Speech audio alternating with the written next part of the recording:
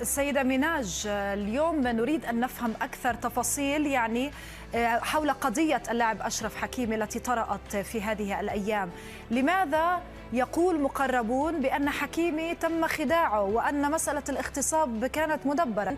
أن النجم تعرض للخداع وأن أسرة اللاعب كلها تعاني بسبب ذلك. الوضع القانوني الآن لأشرف حكيمي، هل هو مخول بمغادرة الأراضي الفرنسية؟ هو تحت الرقابة القضائية؟ ماذا بعد ذلك؟ السلام عليكم ورحمة الله تعالى وبركاته. الإخوة مرحبا بكم في هذا الفيديو الجديد. بعد ما خرجت الصحيفة الفرنسية لو باريزيان وقالت بلي أشرف حكيمي اغتصب فتاة فرنسية، بعد الحديدة مشات قدمت شكاية ضد أشرف حكيمي. محامية أشرف حكيمي الفرنسية دارت مقابلة مع قناة عربية هضرت فيها على قضية أشرف حكيمي، واش بصح أشرف حكيمي مذنب، واش التهمة اللي موجهة لأشرف حكيمي غير مدبرة من جهة ما. كاع هادشي وأكثر غادي نتعرفوا عليه في هذا الفيديو ومن محامية أشرف حكيمي. لكن قبل ما ندوزو للفيديو ما تنساو تدعموا هذا الفيديو بلايك والاشتراك في القناة.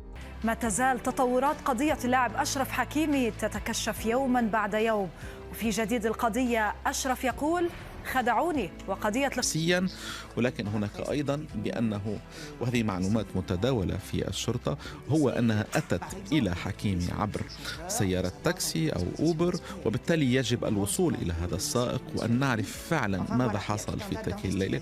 هناك الكثير من المعطيات التي يجب أن يتم التحقيق بها، وآمل بأن أن تسمح كل هذه الأمور لقاضي التحقيق بالوصول إلى معطيات واضحة، وما إذا كان هناك فعلا كما يقول السيد حكيمي خدعة، أم أن هناك جريمة أو شيء ما حصل، وما إذا كان ذلك الشيء يعاقب بموجب القانون، أم إذا كانت هذه العلاقة. طب سيدة مريم، حتى بس وما تبغى تقدم شكوى، ولكن هادشي اللي كان في هذا الفيديو اخوتي. كما شفتوا في الفيديو المحاميه ديال اشرف حكيمي كتلقى كاع التهمات، وكنتمنوا هذا الشيء يكون غير اشاعه وغادي تدوز.